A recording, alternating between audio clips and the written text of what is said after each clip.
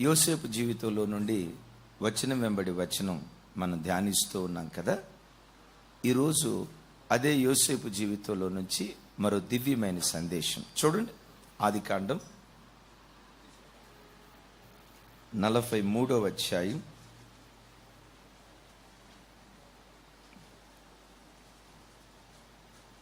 31వ వచనం నుంచి 34వ వచనం వరకు నేను చదువుతాను. నాతో కలిసి అందరూ చెప్పడానికి ప్రయత్నం చేయండి. అప్పుడు అతడు ముఖము కడుగుకొని వెలుపలికి వచ్చి తన్ను తాను అణుచుకొని భోజనము వడ్డించుడని చెప్పాను. అతనికి వారికిని అతనితో భోజనము చేయుచున్న ఐగుప్తీయులకును వేరువేరుగా వడ్డించిరి. ఐగుప్తీయులు హెబ్రీయులతో కలిసి భోజనము చేయరు. అది ఐగుప్తీయులకు హేయము. జ్యేష్ఠుడు మొదలుకొని కనిష్ఠుని వరకు వారు తమ ఎదుట తమ తమ ఈడు చొప్పున కూర్చుండిరి. గనుక ఆ మనుషులు ఒకని వైపు ఒకడు చూచి ఆశ్చర్యపడిరి. మరియు అతడు తన ఎదుట నుండి వారికి వంతులెత్తి పంపెను. బెన్యామీను వంతు వారందరికంటే 5 అంతలు గొప్పది. వారు విందు ఆరగించి అతనితో కలిసి సంతుష్టిగా త్రాగిరి. యేసయ్యకు మహిమ కలుగును గాక. చదవబడినటువంటి ఈ 3 వచనాల్లో నుండి 3 దివ్యమైన పాఠాలు. యోసేపు తనతో కలిపి తన అన్నలకు తమ్ముడైన బెన్యామీనుకు భోజనం ఏర్పాటు చేశాడు.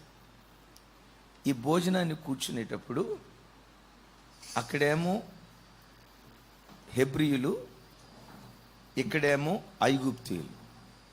వాళ్ళు కలిసి భోజనం చేయట్లేదట. ఎందుకు కలిసి భోజనం చేయట్లేదంటే ఐగుప్తీయులకు హెబ్రీయులు హేయులు అని రాస్తుంది. దరిదాపుగా ఎలాంటి మాటే ఇదే ఆదికాండంలో మరో చోట ఏమని రాసి ఉంటుందంటే ఐగుప్తీయులకు గొర్రెల కాపరులు హేయులంట. ఎవరు? ఐగుప్తీయులకు గొర్రెల కాపరులు హేయులు. ఎందుకు? వాళ్ళు గొర్రెల్ని మేపుతున్నారని గొర్రెల కాపరులను ఐగుప్తీయులు హేయులుగా ఎంచేవాళ్ళు. ఎవరిని? అట్లాగని ఐగుప్తీయులు గొర్రెలు తినకుండా ఉంటారా? గొర్రె మాంసం తింటారు. గొర్రె మాంసం తింటారు కానీ గొర్రెలను పెంచే వాళ్ళని మాత్రం హేయులుగా చూస్తారు. దైవజనమ, ఐగుప్తు దేశంలో జాతుల మధ్య భేదం ఉంది. ఇందులో నుంచి మీరు నేను నేర్చుకోవలసిన పాఠం ఏంటంటే మన జీవితంలో మనం ఎవరిని కూడా హేయులుగా, చులకనగా, చిన్న చూపు చూడకూడదు. మన దేశంలో ప్రత్యేకంగా కొన్ని చోట్ల అగ్రకులం, అణగారిన కులం అని చెప్పి ఈ కులాల మధ్య కొన్ని చోట్ల వ్యత్యాసం ఉంటుంది. అట్లాగని పెద్ద కులపోళ్ళు చిన్న కులపోళ్ళను తృణీకరించడమే కాదు, ఈ చిన్న కులాల మధ్యలో కూడా బైబిల్లో చిన్న కులం లేదు, పెద్ద కులం లేదు. ఈ కులాల మధ్యలో కూడా కొట్లాట.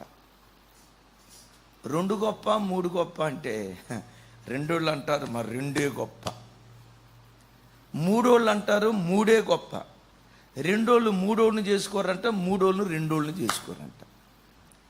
ఆ 2 3 ఏంటో నన్ను అడగొద్దు. దరిద్రం కాదా అది? దరిద్రం కాదా అది? ఒక్క మాట, ఎప్పుడు ఎక్కడ ఎవరిని చిన్న చూపు చూడకు. చిన్న చూపు చూడకు. ఎవరినైనా నువ్వు చిన్న చూపు చూస్తే ఇది పేదోడండే, ఇది పేదదండే, ఇది దిక్కులేందండే, ఇది తక్కువ కొలపోడండే, ఇది అతి గతి లేనుడండి అని ఆ వ్యక్తి స్థితిగతులను బట్టో, చదువును బట్టో, మరొక దాన్నో బట్టి ఎవరిని చిన్న చూపు చూడద్దు. బైబిల్లో భయాన్ని పుట్టించే మాట ఏంటో తెలుసా? బేదలను తృణీకరించువాడు, బేదలను వెక్కిరించువాడు యెహోవాను తృణీకరించువాడు అని రాసు. ఒక పేదోడిని చూసి ఈడు గతిలేనోడు అని నువ్వు అన్నావంటే ఎవరిని తృణీకరించినట్టో తెలుసా? సాక్షాత్తు దేవుని తృణీకరించినట్టు. ఈడు కులం తక్కువడండి, వీళ్ళు జాతి తక్కువళ్ళండి, వీళ్ళు అణగారిన వర్గం అండి, వీళ్ళు దరిద్రులండి అని తోటి ఏ మనిషినైనా తిరస్కరిస్తా ఎగతాళిగా నువ్వు మాట్లాడితే సుమి, నువ్వు తిరస్కరించింది మనుషుణ్ణి కాదు, ఆ మనుషుణ్ణి సృష్టించిన సృష్టికర్తను నువ్వు తృణీకరిస్తున్నావు అన్న సంగతి గ్రహించు. దేవుడు నిన్ను మంచి స్థితిలో ఉంటే ఆ తృణీకరించబడిన వాళ్ళను చారదీసి చేయూతనిచ్చి నీకులాగా వాళ్ళు ఒక మంచి స్థితిలోకి రావటానికి చేయూతనివ్వు. కానీ వీళ్ళు అంటరాని వాళ్ళు, వీళ్ళు తక్కువ వాళ్ళనే చిన్న చూపు సంఘంలో దేవుని బిడ్డల్లో ఉండకుండునుగాక. అట్లాగని సంఘానికి వచ్చిన తర్వాత మరలా బయట వేరే రకంగా ఉండటానికి లేదు. ఎక్కడికి వెళ్ళినా ఎవరిని తృణీకరించుకుందాం గాక. ఒక మాట, నీ బ్రతుకుల్లో నిన్నెవరైనా తృణీకరిస్తే, ఎవరైనా నిన్ను చూసి గుసగుసలాడుకుంటా, నవ్వుకుంటా, ఎగతాళిగా హేళన చేస్తా, అపహాస్యపు మాటలు నిన్నెవరైనా మాట్లాడితే ఆ మాట వినటంతో సంతోషించి గంతులై. ఎందుకో చెప్పమంటారా? ఎవడు నిన్ను తృణీకరించాడో తృణీకరించబడిన చోటే మూలకు తలరాయిగా దేవుడు నిన్ను మారుస్తాడు. ఆ తృణీకారపు మాటలు నువ్వు విన్నావో లేదో, ఇప్పుడు నీ ఎదుట మాట్లాడే మాటలు నువ్వు వింటావు, చాటు చాటున మాట్లాడే మాటలు నువ్వు విన్నావు. ఎవరు విన్నారు? వినాల్సినోడు విన్నాడు. ఎవరైనా నిన్ను తృణీకరించారంటే గుండెల నిండా నమ్మం, నా తల దేవుడు పైకెత్తే రోజులు రాబోతున్నాయి, నన్ను శిరస్సుగా దేవుడు నిలవబెట్టే రోజులు రాబోతున్నాయి, నేను తృణీకరించబడిన సంగతి నా దేవుడు విన్నాడు, నేను ఎగతాళి చేయబడిన పరిస్థితి దేవుడు విన్నాడని ఆ మాట విని కోపం తెచ్చుకోవద్దు. ఆ మాట విని నువ్వు కూడా బీపీ తెచ్చుకొని నువ్వు ఒకటంటే నేను 10 అంట, నువ్వు ఒక ఆకు చదివితే నేను 10 ఆకులు చదువుతా. నో, ఎవరైనా గోంగూరలో పురుగులాగా నిన్ను ప్రక్కన పెట్టారంటే బహుతరాలకు సంతోష కారణంగా దేవుడు నిన్ను నిలవబెట్టబోతున్నాడు. చూడండి ఆ మాట, యెషయా గ్రంథం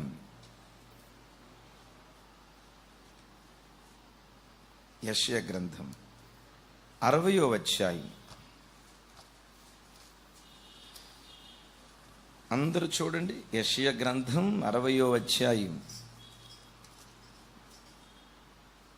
14-15 వచనాలు నేను చదువుతాను, నాతో కలిసి అందరూ చెప్పండి. నిన్ను బాధించిన వారి సంతానపు వారు నీ ఎదుటకొచ్చి సాగిలపడిదరు, నిన్ను తృణీకరించిన వారందరూ వచ్చి నీ పాదముల మీద పడిదరు. ఎవరు పడతారట? చెప్పాలి. చూడండి ఆ మాటలు అసలు, చూడండి ఆ మాట. నిన్ను బాధించిన వారి సంతానపు వారు నీ ఎదుటకొచ్చి సాగిలపడిదరు, నిన్ను తృణీకరించిన వారందరూ వచ్చి నీ పాదముల మీద. తృణీకరించిన వాడు పడతాడట. అంటే దీని అర్థం ఏంటో తెలుసా?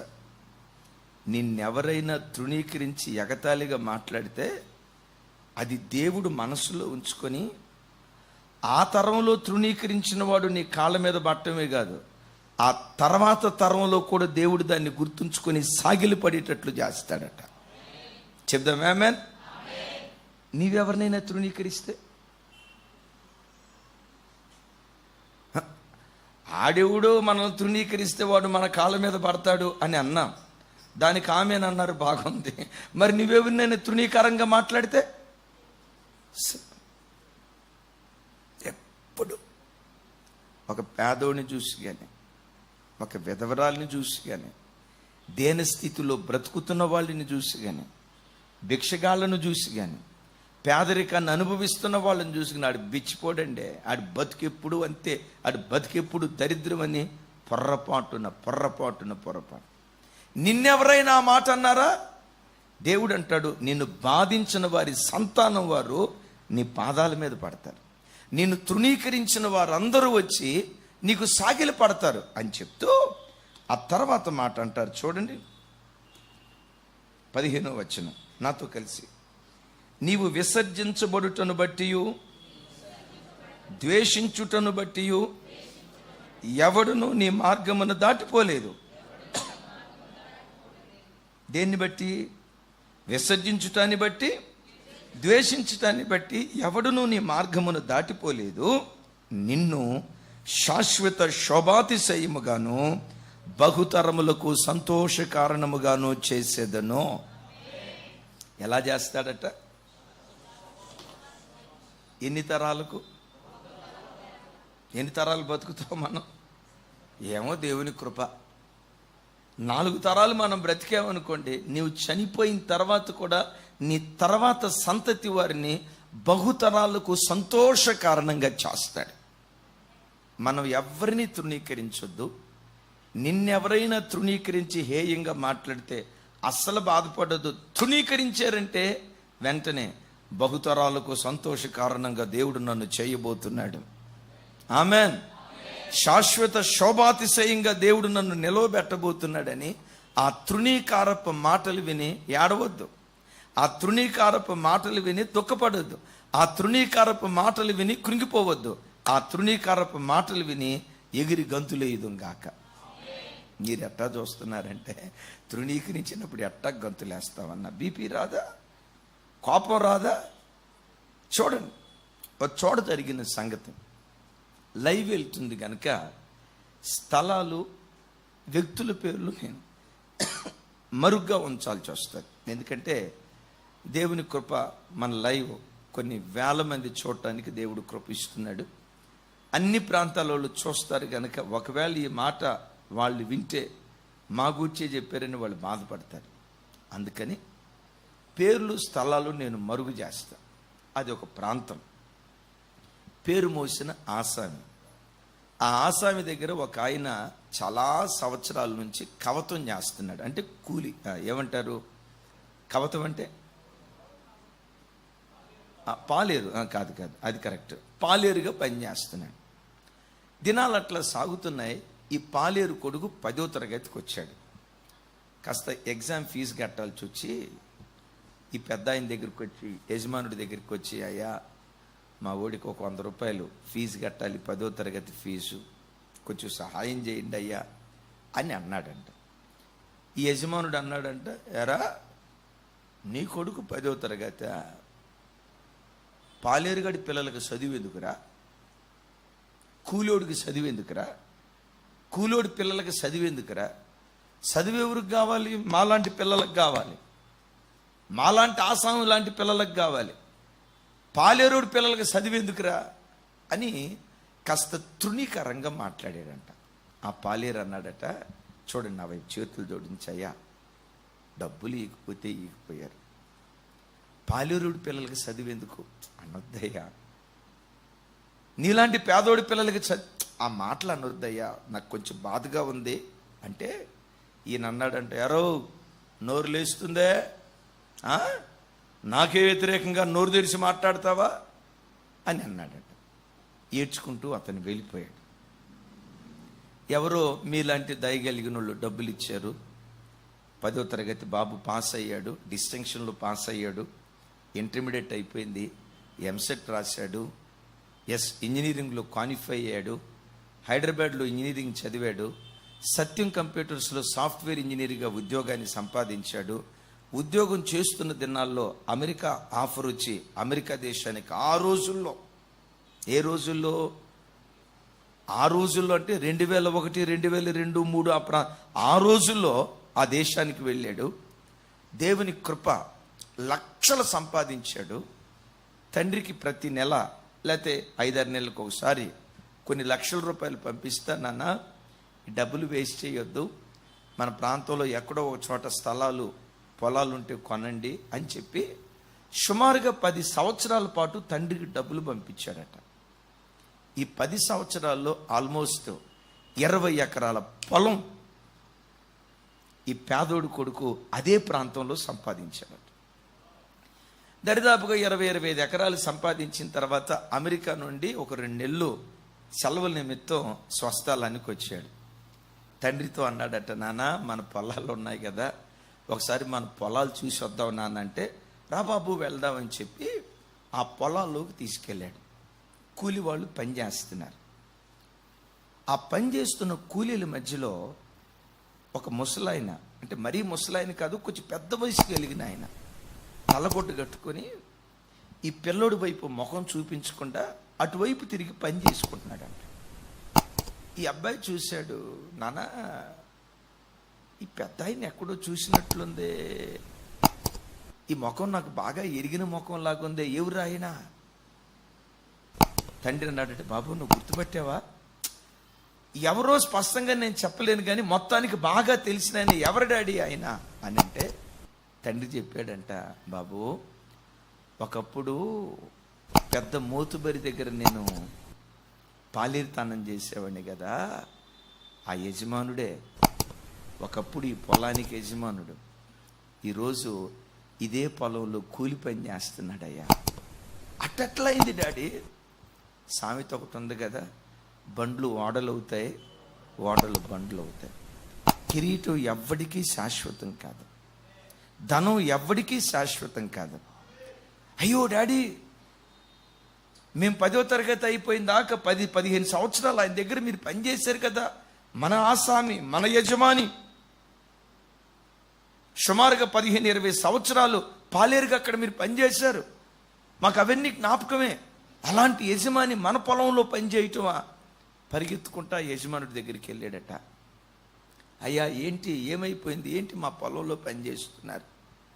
పరిస్థితులు తలకిందులు అయిపోయాయ్యా, ఇక అవన్నీ ఎందుకులే అని అంటే, ఈ అబ్బాయి అన్నాడంట, అయ్యా ఇక మీదట మా పొలంలో పనికి రావద్దు మీరు. మరి నేను బ్రతికేది ఎట్లాగయ్యా? ఏమీ కలవరపడద్దు.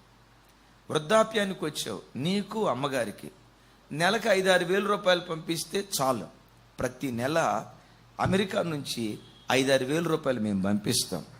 ఇంట్లో ఉండి సుఖంగా సంతోషంగా మీరు బ్రతకండి. అయినా సార్ మీ పరిస్థితి ఎందుకు సార్ ఇంత తలకిందులైపోయింది అంటే, అప్పుడు ఆ యజమాని తలదించి అన్నాడంట, ఒకరోజు పొగరుబట్టిన మాటలు మీ నాన్న అన్నాడయ్యా. పొగరుబట్టిన మాటలు, డబ్బు ఎక్కువై గర్వం అయిపోయి లేబరోడు పిల్లలకి చదువు ఎందుకు అన్నాను. ఆ మాట దేవుడు విన్నాడు. ఏ పొలంలో యజమానిగా ఉన్నానో ఒకప్పుడు, అదే పొలంలో ఈరోజు దాసునిగా నా బ్రతుకు మారిపోయింది. నా నోటి మాటే, నా గర్వపు మాటే నా బ్రతుకును తలకిందులు చేసిందయ్యా. నేను ఈ మాట అన్నానన్న సంగతి మీకు తెలిసి కూడా నా పట్ల ఎంత దయను చూపేవే.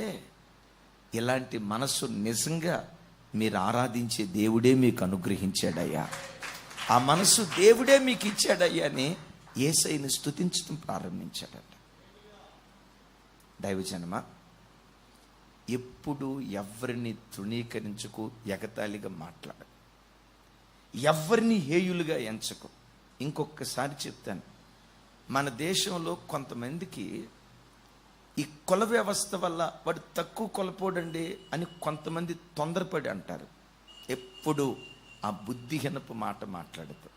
ఏ వ్యక్తిని చూసినా నా దేవుని సృష్టి, నా దేవుని చేతి పని, మేమందరం ఒకే దేవుని వలన సృజించబడిన వారిని, మా అందరికీ మూల పురుషుడు ఆదాము, ఒకే తండ్రిలో నుంచి మేము ఉద్భవించిన వారిమని ఆ సహోదరత్వం మన మధ్యలో ఉండునుగాక. రైట్. తర్వాత ఇప్పుడు సహోదరులందరినీ భోజనాన్ని కూర్చోబెట్టారు. ఎంతమంది ఉన్నారు వాళ్ళు? యోసేపు కాకుండా ఎంతమంది ఉన్నారు ఇంకా? అరే నోరు తెరిచి చెప్పండి. యాకోబుకి ఎంతమంది కొడుకులు? 12 మంది కొడుకులు. యోసేపు వాళ్ళని ఎట్లా కూర్చోబెట్టాడంటే, వీళ్ళు యోసేపు అన్న సంగతి వాళ్ళకి తెలియదు. ఈయన ఐగుప్తు రాజులే అనుకుంటున్నారు. విచిత్రం, యోసేపు కూర్చోబెట్టేప్పుడు ఏం చేశారో తెలుసా? మొదటోడిని ఫస్ట్ 2, 3, 4, 5, 6, 7 నువ్వురా, నువ్వుగా తమ్ముడా, నువ్వురా అని 8వ వాడిని. ఆ తర్వాత ఎట్రా ఎట్రా నీది అన్నాడు. ఆ తర్వాత 10వ ఎట్రా అన్నారు. ఆ తర్వాత లాస్ట్ బెన్యామిన్ చివరిలో కూర్చోబెట్టారు. 1, 2, 3, 4, 10, 11 సీక్వెన్స్లో కూర్చున్నారు. వీళ్ళు భోజనానికి కూర్చున్న తర్వాత ఒకళ్ళ మొక్కళ్ళు ఒకళ్ళు చూసుకుంటున్నారంట. అరే 1, 2, 3, 4, 5, 6, 7, 8, 9, 10, 11 ఇంత సీక్వెన్స్లో కూర్చోబెట్టాడు, ఈయనకి ఎట్లా తెలిసింది ఇది అని ఒకళ్ళ ముఖం ఒకళ్ళు చూసుకొని ఆశ్చర్యపడుతున్నారు. ఈ మాటల నుంచి 2 పాఠాలు నేర్పుతాను. అందరూ శ్రద్ధగా వింటున్నారు. దేవుడు మిమ్మల్ని దీవించుగాక. అంటే ఇప్పుడు ఫస్ట్ కూర్చోబెట్టేప్పుడు ఎవరిని కూర్చోబెట్టాడు? రూబేన్ అంటే ఎవరు? 2వ, సెకండ్, థర్డ్, ఫోర్త్. చూసారా? 1, 2, 3, 4, 5, 6, 7, 8, 9, 10, 11. అంటే పెద్దతనానికి యోసేపు అగ్రపట్టం కట్టాడు. ఎప్పుడు దైవజనమా పెద్దోడిని ముందు కూర్చోబెట్టాడు, 2వ ఆ తర్వాత కూర్చోబెట్టాడు, 3వ ఆ తర్వాత కూర్చోబెట్టాడు. ఇది మనకు నేర్పుతున్న పాఠం ఏంటంటే, సంఘంలో కానీ మన ఇంటిలో కానీ పెద్ద తలలకి ఎప్పుడు మనం విలువ ఇవ్వాలి. పెద్ద తలలకి ఎప్పుడు మనం విలువ ఇవ్వాలి. మీ భాషలో చెప్తానమ్మా, మీ ఇంట్లో అత్తలు ఉంటారు చూసారా? వాళ్ళు కొంచెం వృద్ధాప్యానికి వచ్చిన తర్వాత కొంచెం చిన్నపిల్లల మనస్తత్వం వస్తుంది. తొందరపడి ఏదన్నా ఒక మాట అన్నారనుకోండి, ఏం టెన్షన్ పడద్దు, అమ్మ నువ్వు బాగిన తల్లి, టెన్షన్ పడి ఏమన్నొద్దు. వాళ్ళు పెద్దోళ్ళు, వాళ్ళ మాటని ఎప్పుడు మనం గౌరవించాలి. ఆమేన్. నేనంట పెద్దతనం మన అత్తోళ్ళకే వచ్చిద్దా, రేపు మనకు కూడా వచ్చిద్దా? ముసలోళ్ళు అయ్యేది అత్తోళ్ళేనా, రేపు మనం కూడా అవుతామా? ఈనాటి కోడలే రేపు అత్త కదా, ఈనాటి కోడలే. ఎట్ దట్ సేమ్ టైం ఇంట్లో అమ్మా నాన్న ఉంటారు కదా, వాళ్ళు ఏదన్నా చెప్తే నాకు పద్దాకలు చెప్పొద్దా, జోరికిలాగా పద్దాక గొయ్యి అంటావు, నాకు అందుకే ఇంటికి రాబుద్ది కాదు. పద్దాకలు సనుగుతూ ఉంటావు మమ్మే. కొంతమందికి పెద్దలంటే గౌరవం ఉండదు. సంఘంలో కూడా మీకంటే ముందుగా సంఘానికి వచ్చిన వాళ్ళు ఉన్నారు కదా. నేను మన సెంట్రల్ మందిరంలో ఎప్పుడు చెప్తాను, ఈరోజు దేవుడు మనకిచ్చిన ఇమాన్యుయల్ మినిస్ట్రీస్ అనేక జాతులకు, తెలుగు వారికి దేవుడు దీవెన కారణంగా మార్చాడు. ఈరోజు ఆదివారం కదా, కొత్తగా వచ్చిన వాళ్ళ లిస్ట్, ఈ ఆదివారం ఎవరెవరు కొత్తగా వచ్చారో వాళ్ళ పేర్లు తీసుకుంటే మీరు నమ్ముతారా? తమిళ పేపర్ అక్కడ ఉంటే తీసుకురండి చిన్న. ఈ ఒక్క ఆదివారం దరిదాపుగా 120 మంది కొత్త వాళ్ళు వచ్చారు. 120 మంది కొత్త వాళ్ళు. ఎంతమంది అమ్మా చెప్పాలి? ఒక్క ఆదివారం 120 మంది కొత్త వాళ్ళు. ఎల్లారెడ్డిలో అది ఒక పెద్ద చర్చి. ఒక్క ఆదివారం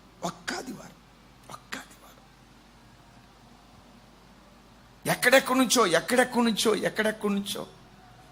ఒకప్పుడు హైదరాబాద్ నుంచే మన చర్చికి వచ్చేవాళ్ళు. అద్భుతం తెలుసా?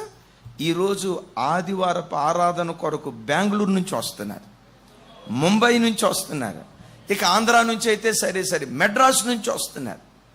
అయితే ఈరోజు పరిచర్య ఎంత ఆశీర్వదించబడి ఉండొచ్చు. పరిచర్య ఇంత ఆశీర్వదించబడటానికి సంఘానికి ప్రారంభంలో వచ్చిన విశ్వాసులు ఉన్నారు కదా. చూడండి, కొత్తగా వచ్చిన వాళ్ళ పేరు, కుటుంబాల పేర్లు ఎన్ని పేజీలు ఉన్నాయో చూడండి.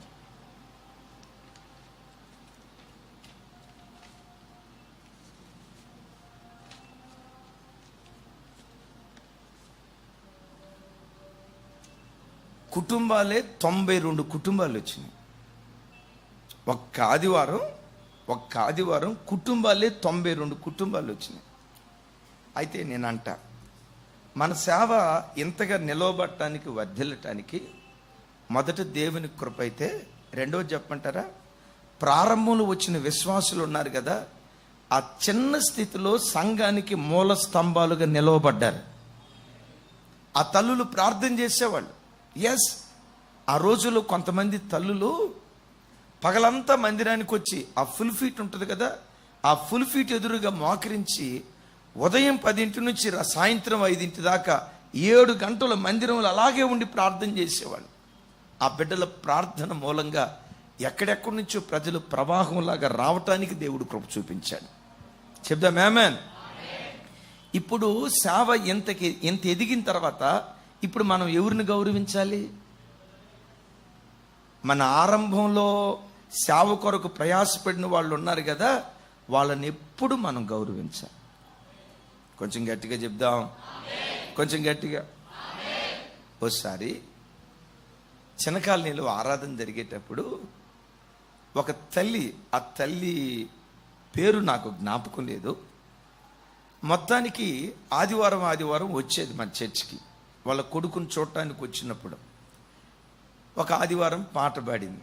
ఏం పాట పాడిందంటే, పంచదార శిలకల కంటే యేసునామం మధురం మధురం, రామశిలక ఏంటది, పంచదార చిలక కంటే యేసునామం మధురం మధురం అని ఒక పాట పాడింది. భలే పాట. ఆ రోజుల్లో 2004 ఆ ప్రాంతంలో. సరే అన్నారు, పాస్టర్ గారు అన్నారు, అమ్మా మధ్యాహ్నం మాతో పాటు రండమ్మా, మా దగ్గర భోజనం చేద్దురుకొని అని. సరే మా దగ్గరికి తీసుకొని వెళ్ళాం. పాస్టర్ గారు భోజనం వడ్డిస్తా మొట్టమొదట ఆ పెద్ద ఆమెకు భోజనం పెట్టింది. అట్లా పెట్టేటప్పుడు ఏమందో తెలుసా, అమ్మ 6 ఎదురుగా ఉంటే 6కు మొదట పెట్టకుండా నాకు పెడతారు ఏంటమ్మా, ముందు 6కు పెట్టాలమ్మా అంది. 6 అంటే ఎవరు నాకు అర్థం కాల. 6 ఉంటే 6కు పెట్టకుండా నాకు పెడతారేంటమ్మా ముందు భోజనం అంది. నాకు అర్థం కాక 6 ఎవరురా, నా వైపు చూసి అంటదే, ఆయన సావుకుడమ్మా, ఆయన పెద్ద ఆయనమ్మా, ఆయనకు ముందు పెట్టాలమ్మా, గౌరవం, అది గౌరవం అమ్మా అంటే పాస్టర్ గారు అందే, అమ్మా మీరు మాకు తల్లి లాంటి వయసు కదా, మీకు గౌరవం ఇవ్వాలి కదా అంటే. మీరు చూడండి, ఎప్పుడు వ్యవస్థలో ఆ గౌరవ మర్యాదలు, పెద్ద చిన్నల తారతమ్యం ప్రతి బిడ్డ తెలిసినోడిగా ఉండాలి. ఆమెకు చెప్పేదేంటే, ఆ ముసలిదానికి చెప్పేదేంటే, ఆ ముసలోడికి చెప్పేదేంటే, ఎక్కువ ఎప్పుడు పెద్ద తలను కించపరుస్తా మనం మాట్లాడుకుందుముగాక. అయ్యా మీకు కూడా ఒక మాట చెప్తాను. మన దేశంలో కొన్ని చోట్ల, అన్ని చోట్ల కాదు, కొన్ని చోట్ల దౌర్భాగ్యం ఏంటో తెలుసా, అమ్మాయిని పెళ్లి చేసి అత్తారింటికి పంపించేటప్పుడు అత్తామామలట కాళ్ళు గడిగి కన్యాదానం చేయాలంట. ఏం గడిగి? పెద్దగా చెప్పాలి. భాస్కరా నీకు గడిగారా? కొట్టటమే గడిగితే పెద్దగా చెప్పాలి. కాళ్ళు గడిగి, ఎవరి కాళ్ళు ఎవరు కడగాలంట? అల్లుడు కాళ్ళు అత్తమామలకు అడగాలి. అల్లుడు వయసు ఎంత ఉంటుంది? 25 అనుకోండి, 25 సంవత్సరాలు అనుకోండి. మామ వయసు ఎంత ఉంటుంది? 50 సంవత్సరాలు. నేనంట 50 సంవత్సరాలు పెద్ద అయినా ఈ కుర్ర కొంక కాళ్ళు గడిగితే వీడు బతుకు ఆశీర్వాదంగా ఉంటుందా? ఎందుకు బ్రతుకులు శాపగ్రస్తం అయిపోతున్నాయంటే, ఆ వయసు యొక్క విలువ ప్రజలు తెలియక తృణీకారంగా మాట్లాడతారు. ఏం నువ్వు అల్లుడైనంత మాత్రాన నీ తల మీద ఏమి కొమ్ములేమి రాలా? వయసుకి ఎప్పుడు మనం గౌరవం ఇవ్వాలి, పెద్ద తలని ఎప్పుడు గౌరవించాలి. బైబిల్లో నాకు భలే ఇష్టమైన మాట ఏంటో తెలుసా, తల వెంట్రుకలు చూడండి, చదివితేనే బాగుంటుంది అది. లేవియా కాండం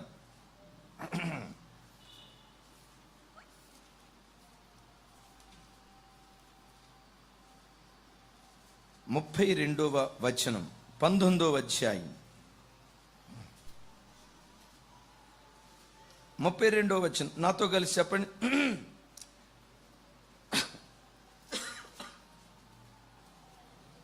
నాతో కలిసి. తల నెరిసిన వాని ఎదుట లేచి ముసలివాని ముఖమును కనపరిచి నీ దేవునికి భయపడవలెను, నేను యెహోవాను. నాతో కలిసి చెప్పండి అందరూ. తల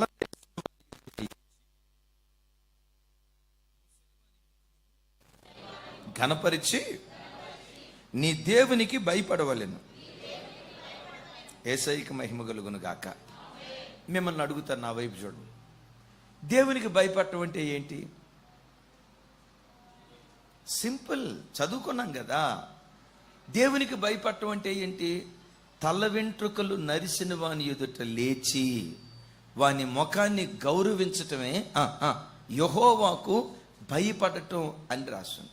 ఎప్పుడైనా పెద్దోళ్ళు ఇంటికి వచ్చారు అనుకోండి అమ్మా, పెద్దోళ్ళు ఇంటికి వచ్చారు అనుకోండి, వృద్ధాప్యంలో ఉన్న వాళ్ళు ఇంటికి వచ్చారు అనుకోండి, లేచి తలుపు తెరిచి సాదరంగా వాళ్ళను లోపలికి ఆహ్వానించటం దేవుడు మనకు నేర్పిన సంస్కారం. ఈ కాలంలో పిల్లలు ఏంటో తెలుసా? పెద్దోళ్ళు అట్ట వస్తున్న కుర్చీ మీద కూర్చుంటారా?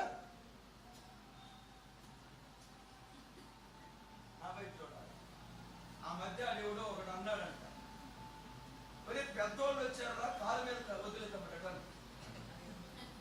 చూడండి నా వైపు, మరి పెద్దోళ్ళు వచ్చారా కాలు మీద కాలేసుకోకరా కాస్త తీరా అని అంటే ఆడంటాడంట, ఈ కాలు నాది. చూడండి అది చూడు, ఈ కాలు నాది, ఈ కాలు నాది. మర్యాద అంటే లేచి నిలవబడితేనే మర్యాద, అంటే కాలు మీద కాలు వేసుకోకుండానే మర్యాద, అంటే వాళ్ళు వచ్చినప్పుడు నిలబడి వందనం చెప్తేనే మర్యాద. మర్యాద ఎక్కడుండాలి?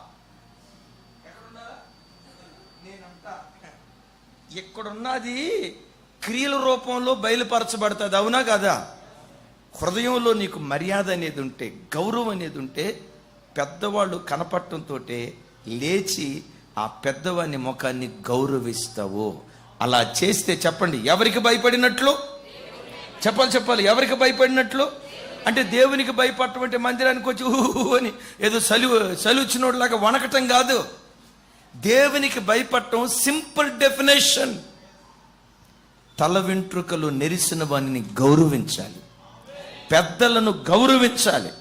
ఇది ప్రభు మనకు నేర్పిన దివ్యమైన సంస్కారం. ఆ కృప దేవుడు మనకు అనుగ్రహించును గాక. ఇప్పుడు దీన్ని ఇంకో కోణంలో చెప్తాను. పెద్దోడు, రెండోవాడు, చెప్పాలి, మూడోవాడు,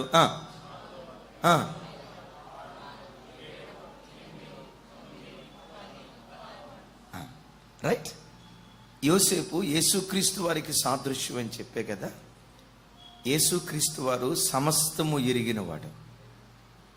నీ వయసు ఎంతో ఆయనకి తెలుసు, నువ్వు ఆధ్యాత్మికంగా ఎంత ఎదిగేవో ఆయనకి తెలుసు, ఎంత ఎదగలేదో కూడా ఆయనకి తెలుసు.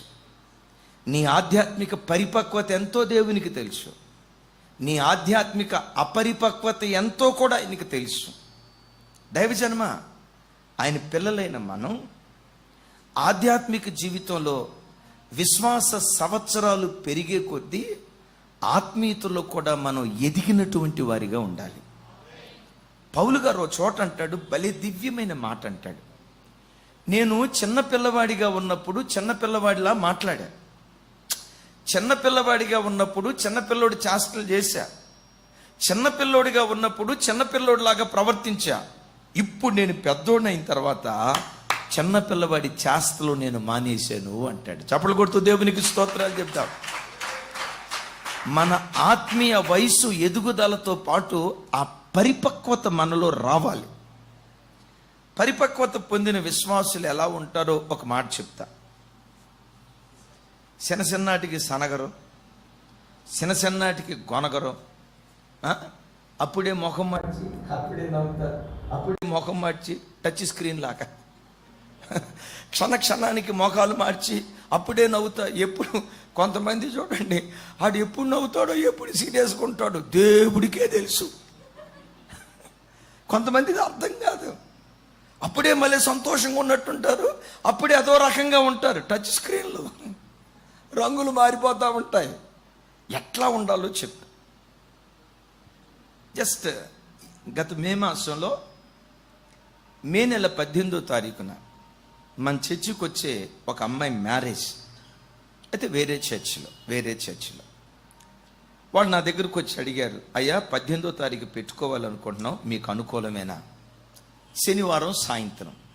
నేను అన్నా, అమ్మ సాధ్యమైనంత వరకు శనివారం మేము బయటికి రాము, అయినా వివాహ కార్యక్రమం అంటున్నారు కాబట్టి సాయంత్రమే కాబట్టి తప్పకుండా వస్తాం, మంచిది, మీరు శనివారం పెట్టుకోండి అని నేను శనివారానికి ఒప్పుకున్నా. అయితే నేను చేసిన పొరపాటు ఏంటంటే ఫోన్లో ఫీడ్ చేసుకోండి. ఎందుకు ఫీడ్ చేసుకోలేదంటే అక్కడ ఒక కారణం. శనివారం మనం ఎక్కడికి వెళ్తాం? ఎక్కడికి వెళ్ళాం. శనివారం పగటిపూట ఉపవాస ప్రార్థన ఉంటుంది, సాయంత్రం వాక్యం కొరకు కనిపెడతాం, మనం ఎక్కడికి వెళ్తాం అని ఫీడ్ చేసుకోవాలి. ఈలోపు ఫిలోమాన్ అన్నని ఒక సేవకుడు మహబూబ్ నగర్ ప్రాంతంలో సేవ చేస్తారు. ఆయన మహబూబ్ నగర్ జిల్లాలో ఎన్ని ఎంబీ చర్చిలు ఉన్నాయో ఆల్మోస్ట్ అన్ని ఎంబీ చర్చిలకి వెళ్ళాం మనం. మహబూబ్ నగర్లో ఉమ్మడి మహబూబ్ నగర్ జిల్లా అన్ని ఎంబీ చర్చిలకి వెళ్ళాం. అయితే వాటిలో 2-3 చర్చిలు మిగిలిపోయినాయి. ఒకటి గద్వాల్ ఎంబీ చర్చి మిగిలిపోయింది. ఒకరోజు ఆ అన్న వచ్చి, అన్న మే నెల 18వ తారీఖున గద్వాల్ ఆ సెంట్రల్ చర్చి వాళ్ళందరూ, మహబూబ్ నగర్ జిల్లాలో ఉన్న ఎంబీ చర్చి వాళ్ళందరూ కలిసి గద్వాల్లో మీటింగ్ పెడుతున్నారన్న, కొన్ని వేల మంది వస్తారు, మనం ఎప్పటి నుంచో మనం అక్కడికి వెళ్ళాలనుకుంటున్నాం, దేవుడు తెరిచిన ద్వారం అన్న, మనం గద్వాల్లో మీటింగ్ పెట్టాలనుకుంటున్నాం, మనం మీటింగ్ పెట్టకుండానే దేవుడు ద్వారం తెరిచాడన్నా అన్నాడు. సరే ఫిలోమన్ అన్న, మంచిది, ఇంతకీ ఎప్పుడు ఏంటి అన్నాను. ఎప్పుడేముందన్నా, 18వ తారీఖు శనివారం మిమ్మల్ని డేట్ అడుగుతున్నారు, పగలు రాత్రి 2 మెసేజ్లు కావాలంట అన్నారు. నేనేం చేసినా తెలుసా? అద్భుతం. ఫోన్ తీసుకొని నేను డేట్ ఎవరికైనా ఇచ్చానా చెక్ చేశా, అద్భుతం, ఖాళీగా కనపడింది. మారు మాట మాట్లాడకుండా ఫిలోమన్ అన్న వచ్చేస్తానన్నా అన్నాను. మన గద్వాల్లో మీటింగ్ పెట్టాలనుకున్నాం, దాని తర్వాత ఐజా, గద్వాల తర్వాత తమ్ముడా మీది ఏ ఊరు? ఐజా. మరేం అంత సీరియస్గా చూస్తున్నావు తమ్ముడా? మీ ఊరి పేరు చెప్పినప్పుడు ముఖంలో క్రిస్మస్ పండుగ కనపడాలా? Thank you. వచ్చారా గద్వాల్? ఐజానా మీది? Thank you. ఐజా, గద్వాల్ ఐజా, అక్కడ మీటింగ్కి వెళ్ళాలని చాలా కాలం నుంచి అనుకుంటున్నాం. సరే దేవుడు ద్వారం తెరిచాడు కదా, శనివారం ఉపవాస ప్రార్థన అన్నోళ్ళకో ఎవరికో ఇద్దామలే అవకాశం, మనం వెళ్దామని చెప్పి వస్తానని వాళ్ళకి డేట్ ఇచ్చాం. వాళ్ళు అక్కడి నుంచి పోస్టర్ పంపించారు, అన్ని చోట్ల వాల్ పోస్టర్లు అంటించుకున్నాను. 10వ తారీఖు ఆ ప్రాంతంలో నేను మ్యారేజ్కి డేట్ ఇచ్చా కదా, వాళ్ళు పెళ్లి కార్డులు తీసుకొని వచ్చి, అన్నయ్య పెళ్లి కార్డులు అన్నయ్య, ప్రార్థన చేయండి అన్నయ్య పెళ్లి జరిగే చోట చెప్పాం, మా అయ్యగారు వస్తారు, వాక్యం చెప్తారు, మా అయ్యగారికి అవకాశం ఇవ్వాలని చెప్పి పెళ్లి కార్డులో కూడా మీ పేరు రాయించామన్నయ్య అన్నారు. అమ్మ పెళ్ళి ఏ తారీఖు అమ్మా అన్నాను. అదేంటన్నయ్య మీరు వస్తానని చెప్పారు కదా. సరే వస్తానని చెప్పేలే అమ్మా, తారీఖు ఎంత అన్నాను. మే నెల 18వ తారీఖు అన్నా అన్నారు. నా గుండెల్లో రైలు కాదు, వందే భారత్ ఎక్స్ప్రెస్ పరిగెత్తుతుంది. ప్రభు అమ్మా ఇప్పుడు నేను వస్తా, నాకు కన్ఫర్మ్గా గ్యారంటీ వస్తానని చెప్పాను, ఇవన్నీ అయిపోయినాయి. అయితే డేట్ నేను మర్చిపోయా. ఎప్పుడైతే ఆ పెళ్లి కార్డు ఓపెన్ చేసి 18వ తారీఖు శనివారం సాయంత్రం 4 గంటలకని రాసి ఉందో, ఇక నా ప్రాణం పోయినట్టు అయిపోయింది. ఏం చేయాలి? వాళ్ళకి ప్రార్థన చేసి పంపించి, ఉప్పల ఆరాధన అయిపోయి తిరిగి వెళ్ళిపోతా వాళ్ళకి ఫోన్ చేసే ముందు గద్వాలు వాల్ పోస్టర్ వాళ్ళకి పంపించా. వాళ్ళు ఆల్రెడీ ఓపెన్ చేసి చూశారు. వెంటనే ఫోన్ చేశా, అమ్మా ఇదిరా జరిగింది, నా పొరపాటు అయింది, వాళ్ళకి డేట్ ఇచ్చా, అయితే కాపరిగా మీ పెళ్ళికి నేను తప్పకుండా రావాలి, నేను వచ్చి వాక్యం చెప్పాలి, కానీ అక్కడ మీటింగ్ ఏం చేయాలో నాకు అర్థం కావట్లేదమ్మా, నాకు మ్యారేజ్కే రావాలని ఉంది, నా పిల్లలు మీరు, కానీ వాళ్ళకి డేట్ ఇచ్చాను, ఏం చేయాలో అర్థం కాలేదు అంటే 25 సంవత్సరాల అమ్మాయి, ఆ యవ్వన బిడ్డ ఏమందో తెలుసు, అన్నయ్య దీని గురించి ఎందుకు అన్న టెన్షన్ పడతారు, ఎంత ఎక్కువ ఆలోచిస్తారు అన్నయ్య, గద్వాల్లో మీటింగ్కి డేట్ ఇచ్చారు కదా, అది దేవుని పని, ముందు దానికి వెళ్ళిపోండి అన్నయ్య. అమ్మ మరి మీ పెళ్ళి పర్లేదు అన్నయ్య, చాలామంది పాస్టర్లు వస్తున్నారు, పర్లేదు, దేవుని కార్యం ఆగిపోకూడదు, ముందు మీరు ఆ మీటింగ్కి వెళ్ళండి అన్న. ఆ బిడ్డ ఆ మాట అన్న తర్వాత నాకు మనసులో అనిపించింది, దేవా నేను ఏమేమంటారో ఎంత బాధపడతారో నేను టెన్షన్ పడ్డాను, ఇంత ఈజీగా చెప్పిందే. నాకు అప్పుడు ఏమనిపించిందో తెలుసా, ఆ బిడ్డలు ఆధ్యాత్మికంగా పరిపక్వత చెందినటువంటి బిడ్డలు. ఆ ఆత్మీయ పరిపక్వత, మెచ్యూరిటీ లేని వాళ్ళు, చెప్పండి మామూలుగా అనుకుందాం, ఆ మెచ్యూరిటీ లేని వాళ్ళు ఏమంటారు చెప్పండి? అమ్మ ఎల్లందు చెప్పరా తల్లి, ఏమంటారు? ఆ పరిపక్వత లేని వాళ్ళు ఏమంటారు తెలుసా? ఇదంతా అయ్యగారు చూసారా, ఇదంతా అయ్యగారు కావాలనే చేశారు. అయినా మా ఫ్యామిలీ అంటే పాస్టర్ గారికి విలువ ఎక్కడా, మేమంటే చిన్న చూపు. ఇప్పుడు చూడు, ఇంత వాక్యం చెప్పిన తర్వాత నా పిల్లలైన మిమ్మల్ని చిన్న చూపు చూస్తే ఆయన చిన్న చూపు చూస్తాడు. ఆ భయం మాకుండదా? అయినా నేనంట, ఏ సేవకులు ఎట్లా ఉంటారో నాకు తెలియదు, కానీ మేమున్నాం చూసారా, మా ప్రపంచం అంతా మీరే, మా ప్రపంచం అంతా మీరే. మీ కుటుంబాల చుట్టూతోనే మేము తిరుగుతాం. మా ప్రతి ఆలోచన మీరు తప్ప ఇంకొక ఆలోచన లేదు. మా ప్రపంచం అంటూ ఏదైనా ఉందంటే దేవుడు మాకు ఇచ్చిన సంఘాలు, మాకు అనుగ్రహించిన ఆత్మలు. ఇప్పుడు మీరున్నారు, మీ ప్రపంచం చాలా ఉంటుంది. భాస్కర్ నిన్ననే నందిగామ వెళ్ళి వచ్చాడు, ఆయనకు ఒక ప్రపంచం ఉంది. తమ్ముడు బోయాజ్ వైజాగ్ వెళ్ళి వచ్చాడు, ఆయనకు ఒక ప్రపంచం ఉంది. అన్న జానన్న తనకు ఒక ప్రపంచం ఉంది. మీకు ఎంత పెద్ద ప్రపంచం లేదు, మీకు చాలా ప్రపంచం ఉంది. కానీ మాకున్న ఒకే ఒక ప్రపంచం సంఘం, మీరు తప్ప ఇంకో ప్రపంచం మాకు లేదు. పరిపక్వత లేని వాళ్ళు ఏమనుకుంటారు తెలుసా? మేము పేదవాళ్ళం కాబట్టి మమ్మల్ని చిన్న చూపు చూశారండి, కావాలని అన్న చేశాడండి. కొంతమంది అట్లా అంటారు. ఆ చిన్న బిడ్డ మాట్లాడిన మాట ఆధ్యాత్మిక పరిపక్వత. దైవజనమా, నీ మాట పరిపక్వతతో కూడుకున్నదై ఉండాలి. నీ చాస్తలు పరిపక్వతతో కూడుకున్నదై ఉండాలి. చిన్నపిల్లల చాస్తలు యేసునామములో మనలో నిర్మూలమైపోవును గాక. అయితే నిర్మూలమైనాయో లేదో నీ వయసు దేవునికి తెలుసు, జాగ్రత్త. నీవు ఎదిగింది ఎంత, ఎదగని ఎంత, ఎదిగినట్టు కనపడుతుంది ఎంత, అసలు ఎదగని అపరిపక్వత ఎంతని నీ హృదయపు పరిస్థితి దేవుడు పరిపూర్ణంగా ఎరిగి ఆయన ఏం చేస్తాడో తెలుసా? కూర్చోబెట్టే విషయాల్లో కూడా, ఆ విలువనిచ్చే విషయాల్లో కూడా నీ పరిపక్వతకు తగినట్లుగానే దేవుడు కార్యం చేస్తాడు. ఆఖరి మాట అద్భుతం. అంటే ఇప్పుడు దాకా చెప్పిన అద్భుతం కాదని కాదు, ఆఖరి మాట అద్భుతం. ఏంటంటే, ఇప్పుడు వంతులు పంచేటప్పుడు బెన్యామీనుకు 5 అంతలు ఎక్కువ ఇచ్చాడు. ఎందుకు 5 అంతలు ఇచ్చాడో గత దినాల్లో నేను చెప్పాను. ఇక ఆ సెషన్కి రే చిన్న ఊరుకు పద్దాకలా చేది రైట్, రీసౌండ్ వస్తుందా? సరి చూడండి, బెన్యామీనికి ఎన్ని వంతులు ఇచ్చాడు, ఎందుకు ఇచ్చాడో గతంలో చెప్పాను. ఇక ఆ కోణంలో నేను వెళ్ళను. 5 అంతలు బెన్యామీనికి ఇయటాన్ని బట్టి నేనంట, 5 అంతలు బెన్యామీనికి ఇచ్చాడంటే తతిమ 10 మందికి ఎంత ఇచ్చి ఉంటాడు చెప్పాలి. తతిమ వాళ్ళందరికీ ఒక్కొక్కంత ఇచ్చాడు. ఎందుకు అట్ట చేసి ఉంటాడు చెప్పండి? ఏదో ఒక రాయి ఎండి తగిలితే తగిలింది, లేకపోతే లేదు.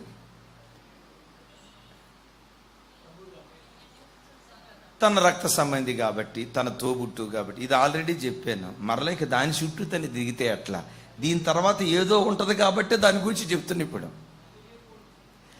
అది కూడా చెప్పే తమ్ముడా, ఇంకా నువ్వు మళ్ళా కనిష్ఠుడు దీనుడు అవన్నీ చెప్పాము, అయిపోయినాయి. ఇంకా తండ్రి లేనుడు అంటే అట్ట. యాకోబు బతికే ఉన్నాడు, బతికున్న యాకోబుని ఎందుకు చంపుతావు తమ్ముడా? ఇవన్నీ కరెక్టే, మీరు చెప్పింది ఏది తప్పు కాదు. ఇది ఆల్రెడీ చెప్పాను. అతనికి 5 అంతలు ఇచ్చి వీళ్ళందరికీ ఒక్కొక్కంత ఇస్తే సహజంగా బెన్యామీనును చూసి వాళ్ళు ఏం కావాలి?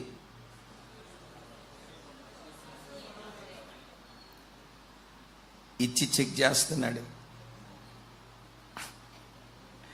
వీళ్ళకు ఒక్కొక్క కొంత ఇచ్చా, బెన్యామీనికి 500 ఇచ్చా. ఇచ్చిన దాన్ని బట్టి వీళ్ళు తృప్తి పడుతున్నారా? ఆడికి 5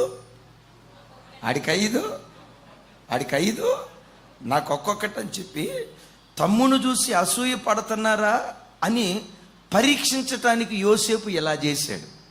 ఎందుకు పరీక్షించాడో తెలుసా? అసలు యోసేపు నాన్నల గోతిలో వేసింది ఎందుకు? అదే ఆ పాత బుద్ధి పోయిందా లేదా, ఆ పాత స్వభావం చచ్చిందా లేదనని పరీక్షించటానికి ఇతనికి 500 ఇచ్చాడు, వాళ్ళకు 1 ఇచ్చాడు. దైవజన్మ, నీ ఆరాధ్య దైవం యేసుక్రీస్తు వారు నిన్ను 2 రకాలుగా పరీక్షిస్తాడు. ఒకడు ఇచ్చి పరీక్షిస్తాడు, ఇచ్చిన దాన్ని తీసేసి పరీక్షిస్తాడు. లేమిలో పరీక్షిస్తాడు, సమృద్ధిలో పరీక్షిస్తాడు. దేవుడు నిన్ను పరీక్షించిన ప్రతిసారి ఆయన పరీక్షలో నువ్వు గెలుచుదువుగాక. గెలిచిన వాడికి ప్రమోషన్ దేవుడు అనుగ్రహిస్తాడు. దేవుడు 2 రకాలుగా పరీక్షిస్తాడు. ఎట్లా? ఉద్యోగం ఇచ్చి పరీక్షిస్తాడు, ఉద్యోగం తీసేసి పరీక్షిస్తాడు. ఈ మాట బాగా వినండి. ఐశ్వర్యం ఇచ్చి పరీక్షిస్తాడు, కొన్ని సందర్భాల్లో ఆ ఐశ్వర్యాన్ని తీసేసి పరీక్షిస్తాడు. యోబుకు ఉన్న ఐశ్వర్యం అంతా తీసేశాడు, పరీక్షించాడు. యోబు ఏమంటాడు? యెహోవా ఇచ్చెను, యెహోవా తీసుకొని పోయెను, ఆయన నామమునకు స్తుతి కలుగును గాక అంటారు. మిమ్మల్ని ఒక మాట అడుగుతా, ఇతడు దీనుడా కాదా? నా వైపు చూడాలి. ఇతడు దీనుడా కాదా, ఇతడు తగ్గింపు మనసు కలిగినోడా కాదా అనేది పరిపూర్ణంగా బయలుపడాలంటే సమృద్ధిలో బయటపడిద్దా, లేమిలో బయటపడిద్దా? నేను అడిగిన మాత్రం ఒకసారి ఆలోచించు. ఇప్పుడు కొంతమంది అయ్యారు, అన్న, అమ్మ చాలా వినయంగా ఇట్లా ఉంటారు. ఇతడు నిజంగా దీనుడా, యాక్షన్ చేస్తున్నాడా అనేది పేద స్థితిలో ఉన్నప్పుడు తెలిసిందా, డబ్బున్న స్థితిలో తెలిసిందా? ఒరిజినాలిటీ ఎప్పుడు బయటపడింది అంటే ధనిక స్థితిలోనే ఒరిజినాలిటీ బయటపడింది. నా మాట అర్థమైందా? సరే, ఇప్పుడు రాజన్న ఉన్నాడు, ఇట్రా మా భాషలో చెప్తాను.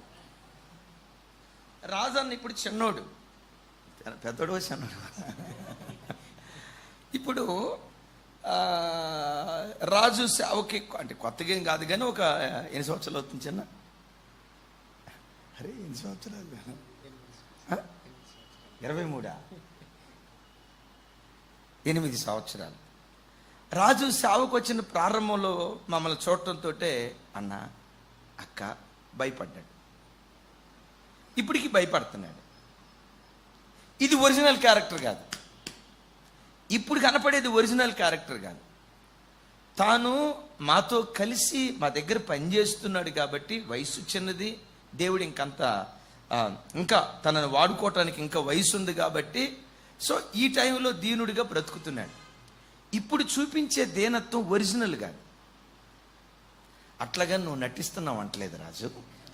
నీవు అది నిజంగా దీనుడా కాదా అనేది ఎప్పుడు తెలుస్తుందంటే, నాకులాగా దేవుడు వాడుకుంటూ, నాకంటే ఘనంగా వాడుకుంటూ, కొన్ని లక్షల కొలది ప్రజలకు ఈ బిడ్డ ఆశీర్వాదంగా మార్చబడుతూ, వేల లక్షల హృదయాలను దేవుని వాక్యంతో గెలుచుకుంటూ, వేవేల కొలది ప్రజలకు తాను తండ్రి అయిన తర్వాత అప్పుడు కూడా నా దగ్గరకు వచ్చి అన్నా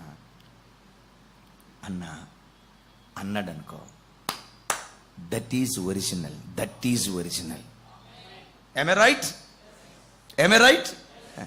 దేవుడు ఇచ్చి పరీక్షిస్తాడు, తీసేసి పరీక్షిస్తాడు. దైవజనమా, నీకు ఇచ్చినప్పుడు మరెక్కువ దీనుడిగా బ్రతుకు. వాక్యం అంటుంది, పెద్దలు అంటారు, ఎదిగే కొద్దీ దేవుని పిల్లలుగా మనం ఒదిగొండాలి. ఎంత ఒదిగొంటావో దేవుని అద్భుతాలకు నీ ఇల్లు వేదికగా దేవుడు మారుస్తాడు. దేవుని ఆశ్చర్యాలకు నీ ఇల్లు వేదికగా దేవుడు మారుస్తాడు.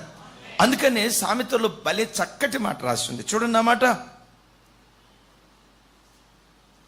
సామెతల గ్రంథం 27వ అధ్యాయం 21వ వచనం, 27, 21.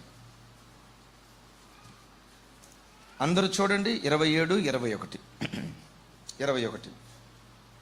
మోస చేత వెండిని, కొలిమి చేత బంగారమును, తాను పొందిన కీర్తి చేత నరులను పరిశోధించవచ్చును. విన్నారా? అర్థమైందిరా తల్లి మాట? ఇది ఒరిజినల్ బంగారమా కాదా ఎప్పుడు తెలుస్తుంది? ఇది వెండే కాదా ఎప్పుడు తెలుస్తుంది? మోసలో వేసినప్పుడు. రైట్.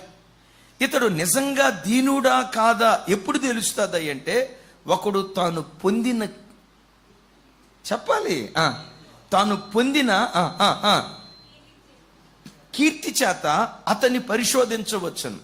సహజంగా మనుషుల మనస్తత్వం ఎలాంటిదంటే, ఓడ దాటేదాకా అలలకు భయపడి, కెరటాలకు భయపడి, ఆ రాత్రిపూట ఏం జరుగుతుందో అర్థం కాక, వాడెక్కడ ఓడను నిట్ట నిలువున ముంచుతాడో అని చెప్పి భయపడతా ఆ ఓడదోలి ఆయన అన్నాడట, మల్లయ్య గారు అన్నాడట. మల్లయ్య గారు అన్నాడట. విన్నారా? మల్లయ్య గారు అన్నాడట. ఆ మల్లయ్య గారు అనుకున్నాడంట, అబ్బాబ్బా ఎంతోమంది కస్టమర్లను చూసాం కానీ ఎంత దీనుడిని చూడలేదురా, ప్రపంచంలో ఇలాంటి దీనుడు లేడురా అని అనుకున్నాడంట. వన్స్ వాడ ఒడ్డుకి వెళ్ళిపోయింది. సార్ ఇంత కష్టపడి తోలే కదా, 10 రూపాయలే ఇచ్చారు, ఇంకో 2 రూపాయలు ఎక్కువేయండి అంటే మా వాడు అన్నాడట, పావయ్య బోడి మల్లయ్య, బోడి నువ్వు ఒక్కడివే తోలినట్టు 2 రూపాయలు ఎక్కువ ఇవ్వాలంట. నువ్వు కాకపోతే ఇంకొకడు వస్తాడు, వెంకటప్పయ్య, సుబ్బయ్య వస్తాడు, నువ్వు కాకపోతే పావయ్య బోడి మల్లయ్య అన్నాడండి. ప్రయాణంలో ఉన్నప్పుడు ఏమన్నాడు? దిగిన తర్వాత ఒక వ్యక్తి ఒరిజినాలిటీ ఎప్పుడు బయటపడిద్దో తెలుసా? నీకు కలిగిన కీర్తిని బట్టి. వాట్ యు ఆర్, నీ క్యారెక్టర్ ఏంటి, అప్పుడు బయటపడింది. నేనంట దేవునికి సమృద్ధినిస్తాడు, ఇచ్చునుగాక. ఇచ్చే కొద్దీ, హెచ్చించే కొద్దీ, ఎదిగే కొద్దీ దేవుని సన్నిధిలో ఒదిగుండు ఆకాశమే హద్దుగా దేవుడు లేవనెత్తటం ప్రారంభించునుగాక. బైబిల్లో 2 క్యారెక్టర్లు చెప్పి నేను ప్రార్థన చేస్తా. దేవుడు నీకు ఉద్యోగం ఇచ్చి పరీక్షిస్తాడు, ఆర్థికంగా బలపరిచి పరీక్షిస్తాడు, విస్తారమైన డబ్బిచ్చి పరీక్షిస్తాడు. అవి ఇచ్చేటప్పుడు ఇంకెక్కువ విధేయుడిగా ఒదిగుండు. ఆ ఒదిగుంటే నీ ఇంటినే అద్భుతాల కేంద్రంగా దేవుడు మారుస్తాడు. దానియేలును సింహాల బోన్లో వేశారు. నేనంట ఆ రాత్రంతా సింహాలు ఉపవాస ప్రార్థన చేసినాయి. దానియేలును ముట్టుకోలే. తెల్లారింది, రాజు వచ్చాడు. జీవము కలిగిన దేవుని సేవకుడు అయిన దానియేలు, నిత్యము నీవు సేవించుచున్న నీ దేవుడు నిన్ను రక్షించగలిగినా అంటాడు. చెరసాల్లో సింహాల బోన్లో వేసింది రాజు అనుమతితోనే ఇదంతా జరిగింది. ఇక్కడికి వచ్చి అంటాడు, జీవము కలిగిన దేవుని సేవకుడు అయిన దానియేలు, నిత్యము నీవు సేవించుచున్న నీ దేవుడు నిన్ను రక్షించగలిగినా అంటాడు. అఖండమైన విజయాన్ని పొందుకున్న దానియేలు, సింహాల నోళ్లను మూయించిన దానియేలు, సింహాల బోనులో ఉండి కూడా కనీసం అలా ముట్టుకోకుండా అంత అద్భుతాన్ని పొందుకున్నటువంటి దానియేలు ఆ స్వరం వినటంతో వాస్తవంగా అనాలి రాజును పట్టుకొని, యారా నాటకాలు రాయుడా, చెరసాల్లో వేసి సింహాలకు ఆకారంగా వేసి ఇప్పుడు ఏమి ఎరగని నయ్యగారి నంగిలాగా, ఏమి ఎరగని అమాయకుడిలాగా, జీవము కలిగిన దేవుని సేవకుడు అయిన దానియేలు మళ్ళీ ఇది ఒక సన్నాయ, రారా నా దేవుడు ఎంత గొప్పడో నీకు చూపిస్తా, అది నా దేవుడు అంటే. ఏమను? ఆమేనా?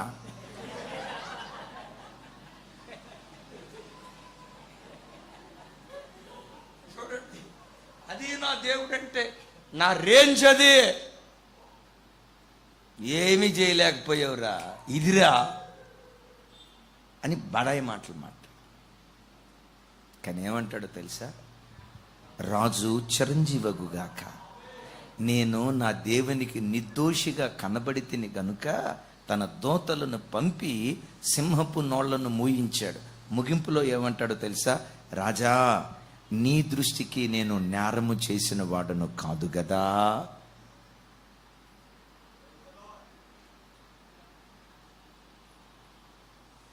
ఎదుగుదల కొమ్ములు తీసుకురాల, గర్వం తీసుకురాల. ఎంత ఎదిగాడో అంత ఒదిగున్నాడు. నీకు కలిగిన కీర్తి నీవెలాంటి వాడివో బయలుపరుస్తూ దేవుడు హెచ్చించి నేను పరీక్షిస్తాడు. ఈ బిడ్డకు మంచి ఆరోగ్యం ఇచ్చి, ఐశ్వర్యం ఇచ్చి, ఆస్తి ఇచ్చి, గొప్ప విజయాలు ఇచ్చి, ఈ బిడ్డను నేను ఇలా ఆశీర్వదిస్తే ఈ బిడ్డ ఆలోచనలు ఎట్లా ఉన్నాయి, ఈ బిడ్డ తలంపులు ఎట్లా ఉన్నాయని ఆశీర్వదించి దేవుడు నిన్ను పరీక్షిస్తాడు. సేమ్ ఇదే మాటే. గొలియాతు మీద దావీదు యుద్ధానికి వెళ్ళేటప్పుడు సౌలు అడుగుతాడు, చిన్నవాడా నీవెవరివి,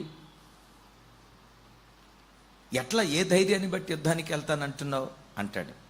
నీ దాసుడైన నేను నా తండ్రి మందను మేపుచూ ఉండగా సింహం నా మీదకు వచ్చింది, ఎలుకబంటి నా మీదకు వచ్చింది. నీ దాసుడైన నాకు సింహం మీద ఎలుకబంటి మీద జయమిచ్చాడు. సింహం మీద ఎలుకబంటి మీద జయమిచ్చిన దేవుడే నీ దాసుడైన నాకు గొలియాతు మీద కూడా జయమిస్తాడు అన్నాడు. అంటే తన సంభాషణలో పదే పదే ఏమంటా వచ్చాడు చెప్పండి? పెద్దగా నీ దాసుడు, నీ దాసుడు, నీ దాసుడు, చెప్పాలి గట్టిగా, నీ దాసుడు, నీ దాసుడు అన్నాడు. రైట్. ఇప్పుడు యుద్ధానికి వెళ్ళాడు. సౌలు రాజు చేయలేని కార్యం, లక్షల మంది సైనికులు చేయలేని కార్యం ఈ చిన్న పిల్లోడు చేశాడు. గొలియాతును చంపాడు. ఇశ్రాయేలీయులకు అఖండమైన విజయం ఇచ్చాడు. చదివించడానికి సమయం సరిపోదు, గృహాలకు వెళ్ళిన తర్వాత చూడండి. సౌలు రాజు వచ్చి మరలా అంటాడు, చిన్నవాడా నీవెవరివి అంటాడు. దావీదు అక్కడ అనాలి, ఇంకా నేను ఎవరినో నీకు తెలియలేదా? నీకు దెయ్యాలు పెట్టినప్పుడు వదిలిచ్చింది నేనే, నేను సైనికులు చేయలేని కార్యం చేసింది నేనే. చిన్నవాడా నీవెవరు? నన్ను చిన్నోడు అంటావా? నన్ను పట్టుకొని చిన్నోడు అంటావా? చిన్నోడు నువ్వో, మీ సైనికులు చిన్నోళ్ళు, నా రేంజ్ ఇంకా నీకు అర్థం కాలేదా అనేవాళ్ళు. కానీ దావీదేమంటాడో తెలుసా? నేను బెత్లెహేమీయుడైన యెషయిను నీ దాసుని కుమారుని అంటాడు. నేనే కాదయ్యా నీకు దాసుని, నా తండ్రి కూడా నీకు దాసుడే అంటాడు. చూసారా? దేవుడు నిన్ను ఆశీర్వదించి పరీక్షిస్తాడు. ఆశీర్వదించి పరీక్షించేటప్పుడు ఇంకా హంబుల్గా బ్రతుకో, ఇంకా దీనుడిగా బ్రతుకో, ఇంకా దేవునికి సమీపంగా బ్రతుకో.